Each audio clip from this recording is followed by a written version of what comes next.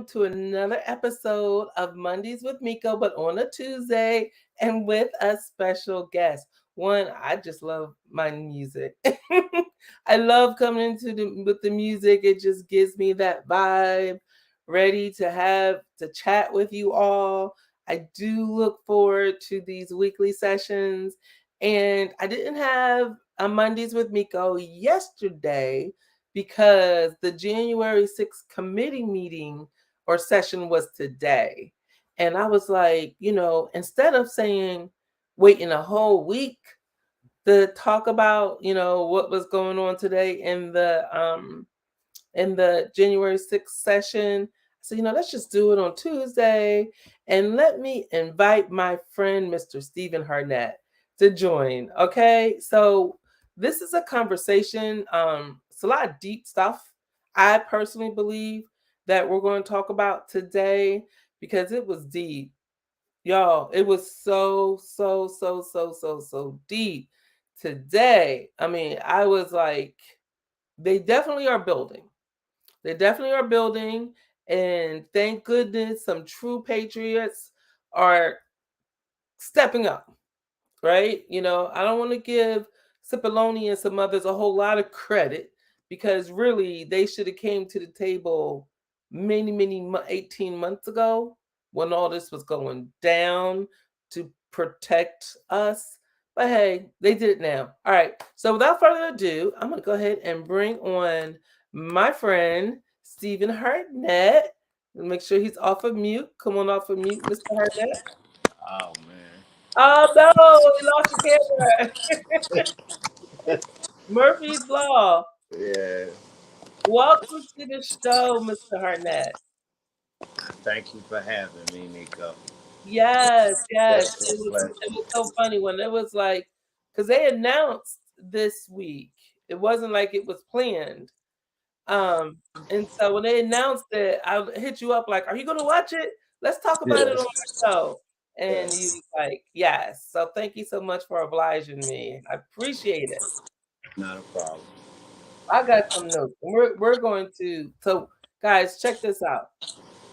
So the today's session, everything has been cumulative, right? And I really do love the way the committee is running it, right? Because it's so much to take in. The fact that our democracy was attacked is a lot to take in by a lot of people, especially the majority of us that just want to put our head under the sand like it didn't exist. So they're breaking it off in pieces, right? So let me set the stage. Today's session, what Stephen and I are going to talk to you about, it starts on December 15th. December 15th, 2020. So let me tell you what was going on at that point. On December 15th, 2020, it was the Electoral College had made the decision, and it was final, that Joe Biden was president elect. And Mitch McConnell, he actually congratulated Joe Biden as the president elect, right? So that's what happened on December 15th. Okay. And so on December 15th, that kind of set off a spiral of things that happened, right? Because remember, all the way going back to the election, we had talked to you about how Trump was refusing to believe that he lost the election. Something must be wrong with the machines. And then, then it was the sisters in Atlanta, it was their fault, right? Fulton County, they was the ones that was hiding votes, the 11,000 votes that he needed, and he terrorized them and threatened them, and they're still scared to this day.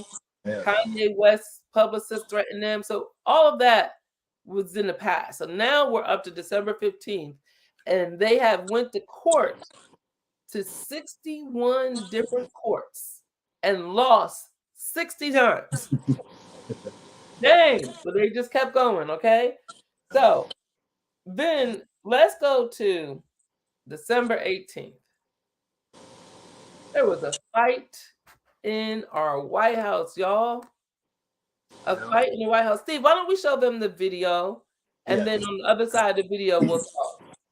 All right, so this video, just to set it up a little bit, it's a little bit over a minute. Let me see. It's a minute and 25 seconds. So bear with us. So on December 18th in our White House, starting in the Oval Office, up comes who was in that room, Steve? Oh, Sidney Powell, the oversight guy, General Flynn, who had just been pardoned 8 days ago. But anyway, Yeah. we'll talk on the other side of it. Let's watch the video and then we'll be right back with you. Challenges to physically fight.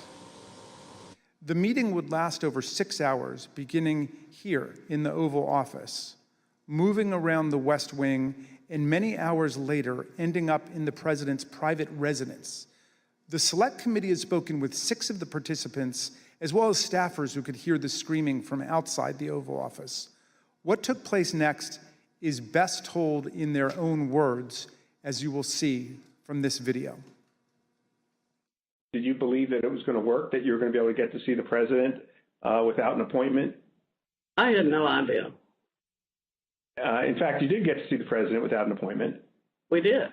How much time did you have alone with the president? And I say alone, you had other people with you, but Right. from his aides before the crowd came running. Probably no more than 10 or 15 minutes. Was in that, I bet Pat Cipollone set a new land speed record.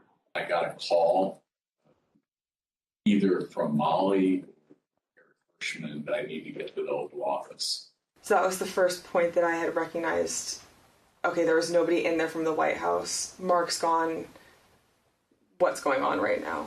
I opened the door and I walked in. I saw General Flynn. I saw Sidney Powell sitting there. Okay. All right. Let's come. We're gonna break this down. See, Wow. so let's start with Sidney. Okay, Sidney Powell. She's the kook. She's the crazy lady Yes. who was standing with Giuliani when his hair was his dye was rolling down his face. Yes. Who said the whole crazy stuff about the Dominion. Voting machines. Yeah. And can you imagine Cipollone? They get into the White House. Now y'all know you can't get into the White House. Just sure. They get into the White House without an appointment, and Cipollone opens the door and he sees Sidney Powell, General Flynn, who had just been pardoned 10 days ago. By General Flynn, he had just been pardoned 10 days ago. Exactly. He's there. And some overstock guy. The CEO of Overstock. Yeah. What did Cipollone say about the overstock guy? I cracked up when he said it. He asked him who was he? Why is he here? Like but he flew over. I guess that was Hutchinson. She said, he made sure when he found out that they were in the president's ear, he dropped everything and came over there to disrupt that meeting because he knew what they were trying to tell them, the president. He knew it was crazy talk. Yes. And Hutchinson, guys, that's the woman that testified, the young lady that testified last week. And so, man, she was in the middle of all of this. A lot of stuff. And then, and I quote, Sidney Powell says, Pat Cipollone set what you call it? A land speed record. Yes. Getting over there to disrupt that meeting. Disrupt General Flynn. Yes. I mean, wow. And it kind of makes you feel some kind of way because I do not buy anything. I did buy one MyPillow before I knew he was. I got you, yes. But now Overstock, I got to take them off the list. Yes. He was in the room trying to overthrow our government. Yes, he was. So keep in mind, so they're going back and forth. They have this loud argument. And if you guys watch, I'm not going to show it, but today this argument was a real argument. Like they was calling each other legit curse words. Yes. And people outside of the Oval Office could hear them in there screaming and hollering about this fake garbage. Unbelievable. This is on the 18th, right? And so, but then they were working on something else, right? Let's take a look at this. They were working on, no, before we get there, they were working on this. This to me was a mic drop moment It when they was. put up the draft of the executive order. So these crazies in our White House had drafted an executive order which directed, I'm going to read it, effective immediately, the Secretary of Defense shall seize, collect, and retain and analyze all machines. Start of martial law. Martial law. They wanted martial law. And and it's not like it's something that they talked about. Somebody took the time to write up the executive Yes. order to do that. Can you imagine on December 19th, because they was meeting on the 18th, if on December 19th the military would have showed up in Georgia, Philadelphia, Detroit. Now, these cities I'm naming sound black, don't they? Yes, they do. They what would we have felt if the military would have showed up at the voting machines in black cities? Crisis averted. And this is why, when we say, hey Reagan, when we say crisis averted, this is why y'all need to vote. This is absolutely why you need to vote. Like, they was plotting and planning on a way to take away the vote of people who lived in these major cities, who look like us, who decided the presidential election, right? They So, did. and that's also one more thing. So they had this crazy um, executive order, and the first part said get the military to do all this stuff, right? And then remember Miss Looney, and I'm sorry to be calling her these names, but she really is Yes, very. um, Sidney Powell. So it says they wanted to appoint her. The appointment of a special counsel to oversee the operation and institute all criminal and civil proceedings as appropriate, provided all resources necessary to carry out her duties, right? So they already knew who they were going with. Her duties. Yes. It was Cindy Powell. And she left that meeting thinking that she was a special counsel. Yes. And I guess, with Cipollone, when he thought about it afterwards, he was along that same lines, but he wasn't sure. So it could have been, assumed that way. Once they explained it, he had a different perspective. So she felt invincible. Well, And all of her wacky, thoughts what came with it. And really, he had, she kind of was.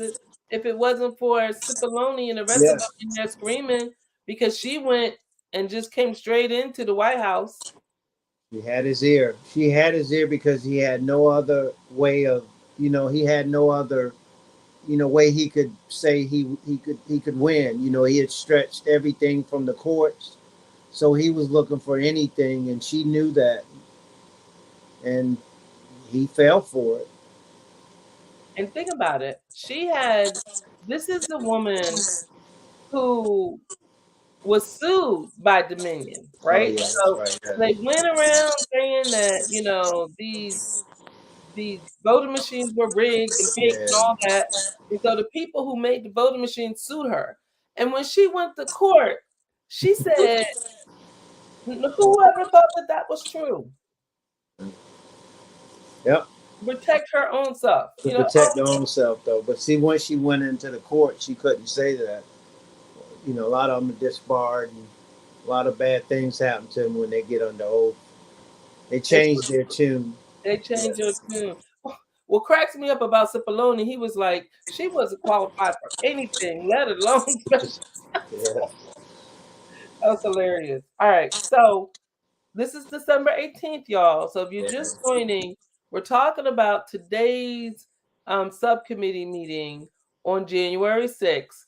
And it starts at January 15th. I'm sorry, on December 15th. And on December 18th, there was a big fight at the White House, started in Oval Office, and then eventually it moved over into the Yellow Room, which I just found out about.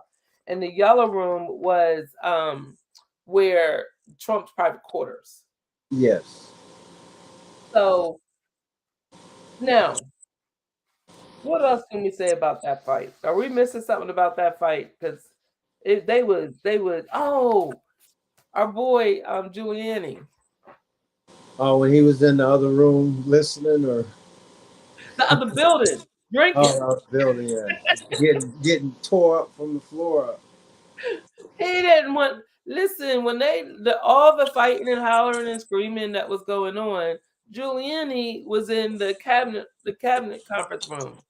Oh, okay. And I mean, and like Cipollone, and they were going toe to toe over whether or not to deploy the military to take the voting machines and Yes. appoint Sidney Powell as special counsel. Y'all, Yes. this could have really happened.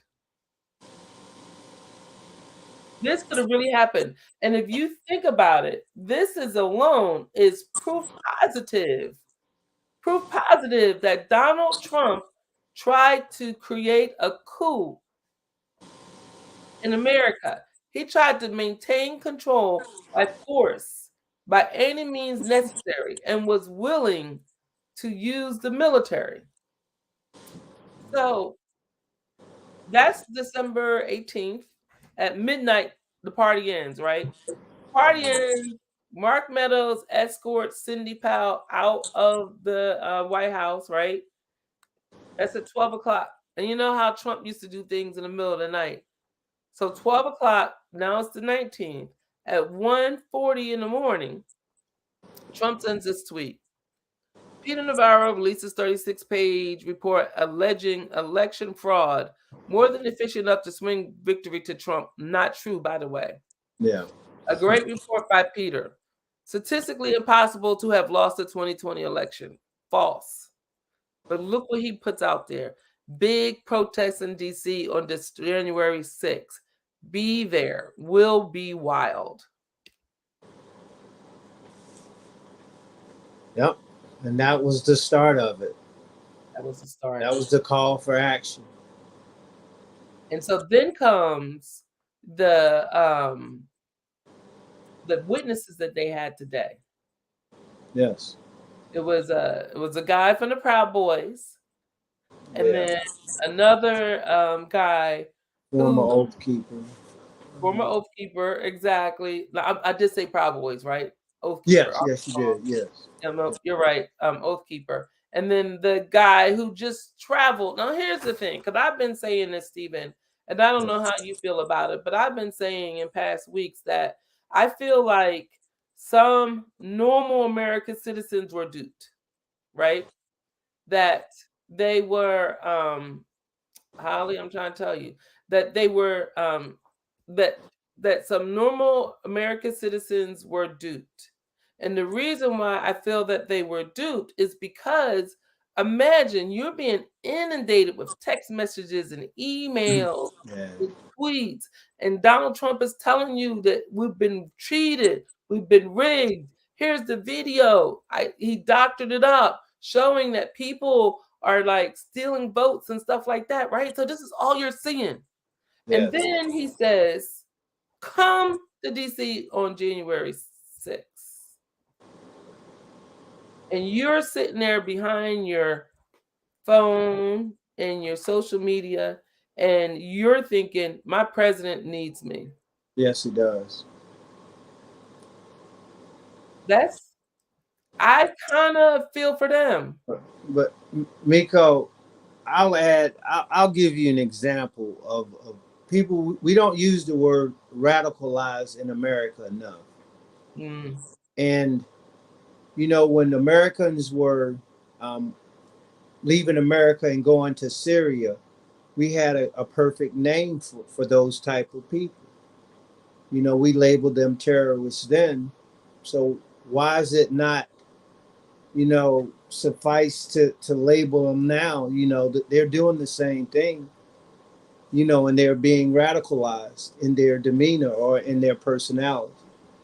Right. And they're still guilty, even Yes. though they've been radicalized by, matter of fact, that goes to what Holly says. Holly says that, look, Yeah. says, I don't understand why he's not guilty of treason.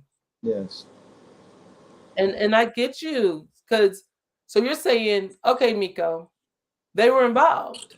They were radicalized, but when you're radicalized, you got to suffer the consequences. Yes. Some cooled down, but others were willing to go to that exception. If you look at the tweets, you know, you had a guy ask the police, he was ready to lay down his life. Were they ready to die? You know, and that was his tweet anonymously. So, you know, when someone does a jihad, you know, we condemn it. It's, you know, I use that since they want to compare stuff and equate stuff to certain things. Equate that. It's no different. It's no different. Radicalized is radicalized. And then you know to it's Holly didn't ask a question. She made a statement. Yes. But here's the thing. Keep in mind, the January 6th committee is a congressional committee. They don't have power to press charges. No. But they're putting it out in the open. Who we need to be calling is our doggone DOJ. Merrick Garland. What else more does he need, Stephen? Well, I mean, I know he has everything lined up. I'm only assuming they have one more meeting with this January 6th, if I'm not mistaken, or another meeting coming up. And shortly thereafter, I'm only assuming they'll, you know, tie it together. But they have, you know, they have him saying that he tampered with a witness at the end, you know. So Oh, yes. I, I wonder if it was Hutchinson. So what Stephen's talking about, and you know what though? But I think I'm gonna write a nice letter now, to. remember she said that we haven't seen that person yet. Yeah. No. She said somebody we. Oh, it was not somebody we saw because Yes. Cheney. I'm calling her. She's a little gangster. She is. Cheney's a little gangster, but she did say, "Look, Donald Trump tried to call one of their witnesses Yes. I last just week, thought about that. and she called him out. Yep. We ain't playing with you." Because I think she said that was for next week or something like that at the end in her Yeah. closing remarks. That's what it was. But her closing remarks are deep because it was her Very. closing remarks that got Cipollone to come out the closet, Yeah. right? Stop hiding. Because last week she said, "Look, you know, Miss Hutchinson and called your name and called your name and called your name. Why aren't you here?" And then he showed up. He had to. And then her closing remarks today, she says, Donald Trump, we take seriously you threatening our witnesses. And keep in mind, one thing I noticed, right? Because a lot of people who they were interviewing were lower level staffers, right? Yes. You know, they weren't the names that we know. They were lower level staffers. They all had at least 2 attorneys with them. Who paid for that? I got you. Everybody that went to talk, there was questioned by the committee. They had attorneys. That's terrible. They had to. They had to. They had to. All right. So how about this? Roger Stone and General Flynn were both pardoned by Donald Trump, right? Remember, Roger Stone was pardoned by Trump. You Remember, know what? Yes, he was. Yes. and so Roger Stone played a pivotal role in this whole thing. At the hotel the day before, Yeah.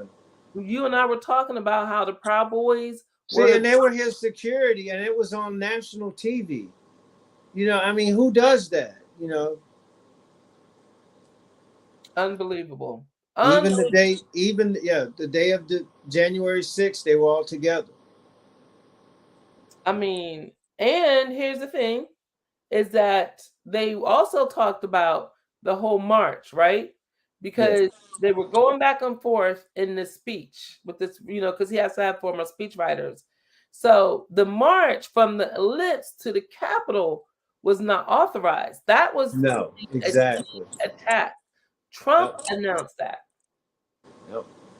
Now, so Trump announced that they were going to, you know, the whole trial by combat thing, right? Yeah. And he's like, let's go. And I'm going to be there. I'm going to be there leading the way. And so the guy who testified today, he went thinking he was following Trump and Trump was going to be there. And How, just from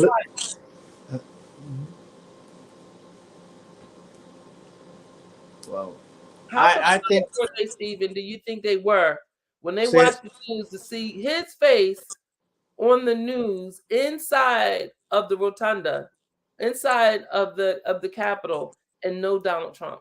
You think he was? How surprised was he? say that again? So he's thinking that he's following Donald Trump from the Yeah, the list, guy, yeah. and then so he breaks in to the Capitol, right? Hmm. And then he finds out Donald Trump's not there. not there. Well, I mean, just look at it, just to be turn it the other way. He was trying to get there in the, in his limo, but he got turned away from the Secret Service. But That's he true. used an avenue because he needed an accelerant to do his bidding that day. At all costs, if he could delay it, that's all he wanted to do. If he delayed it, that meant he was still president. So let's recap for the people who may not have been following last week. So what Steven's talking about is last week when Miss Hutchinson, when she testified, she said that Donald Trump got into like a tussle with the limo driver because he wanted to go, but they wouldn't let him go for security reasons. And the security and the Secret Service, they didn't deny any of her allegations when they came under, questioning as well. So, Wow. oh yeah, Okay. And I think his name was Aries. And he said, but he was like, hey, look, okay, my life is all messed up. yeah, Here I am. I'm just a regular American. I got a wife. I got kids. I got charges now. I lost my job. yeah, I had to sell my house, right? So he he says did. stuff. And he said he was just doing what Donald Trump told him to do. This was just a complete mess. I mean, I can believe it though. You look at his early days when he had you glued to the TV. He kept you there till the next show, so he knows how to Yeah. go about it. He knows what it takes to keep you glued and informed. Right. Right. Right. So, man, and the people that are coming out against them now Yeah, are they may be protecting themselves, but they was involved in some major serious coup stuff. but it took an act of January 6th for them to finally see, the error. Well, I wouldn't say error in their assumption of him. Something as drastic as an insurrection. So what do you think regular Americans should do, Stephen? What should we do? Regular Americans, uh, we have to. I mean, regular Americans, until we get our voting rights, until we get all of our rights back, make us equal, we're gonna have problems. That's what we're fighting for. If it was me, that's what I'd hope for is equality. Yeah. The stuff that they took out of Section 5 and dissected in the Voting Rights Act. I warned about this years ago. Now, the right of a woman to choose, that type stuff. I've learned about people that, if you have something that's going to tear me down, then come up with a plan that's going to build me back up. And nowhere along the Republicans, short term or long term goals are there speaking on anything that builds stuff up. So the American we're living in now, we don't have anything that, only thing, the other side is doing is, just contesting everything or destroying everything. You know, so you can't. It's hard to fight something like that. It is, but your words are prolific, and what you could do is you can get involved in your local community. You can make sure that your voice is heard. You can vote, and Yes. eventually, if we get, because think about it, if we didn't have a Congress, not a I'm gonna say a Senate that was full of Senate. citizens, he would have been impeached, Yes. and we would never even been in this spot, right? Yeah. And so in South Carolina, if you guys are listening right now, Tim Scott, well, one, we're at 30 minutes. If you just give me 5 more minutes, Stephen. Let's just talk Okay. about Lindsey Graham. Yes. What do you think about what's going on with Lindsey Graham, our South Carolina U.S. Senator? Georgia wants to talk to him, which I look forward to the Georgia investigation because he had to use his, border pull with Georgia to get an influence on changing the votes for his buddy Donald Trump. And he has since left a paper trail, and they want to talk to him. But he's, trying to contest that. He says a senator he shouldn't be, have to attend. Well, he better, doggone it. This is in our state, right? And Yes. so Tim Scott is running for office right now. And there's a woman named Crystal Matthews who's running against him, Yes. right? Tim Scott has $20 million in his coffers. She has maybe a couple 100,000. But it's not about the money. Donald Trump is supposed to be a billionaire. That's what he's supposed to be. Yeah. He's supposed to be a billionaire, right? Our vote cannot be bought. No. We got to move things so that we could change the country and change the world. Because remember, it would have only took one senator to do the right thing, and January 6th would have never happened. So with that, I just want to thank you so much, Stephen, for being on the ready to share today's session. And I hope, oh yeah, oh my goodness, I was just about to close it, but Holly's on fire today. She said Democrats need to understand the importance of local elections. Yes, Very much so. yes, honey, that's where the power is built. That's where it's Yes, at. yes, she's on fire. So, Stephen, I hope you'll come back because Yes, I will. some more. All right. Well, thank you Glad so to much. have And you. I'll see you at the community garden on Friday. Sounds good. All right. Have a good one. Y'all take care now. All right. Stephen is just so awesome. He really is. So, y'all, please pay attention. I know it's difficult because who wants to watch the news these days? It's so much terrible stuff happening on the news. But this is important.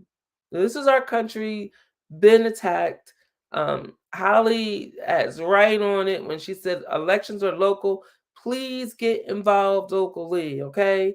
Please, please, please. And I will be sharing the flyer on my wall. The Racial Justice Network is going to be having a meeting in Marion on Saturday, and they need you to attend, okay? I'll get the flyer and I'll post it on the Friends of Miko page and also on my Facebook pages.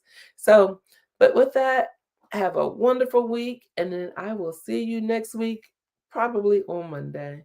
Have a good one.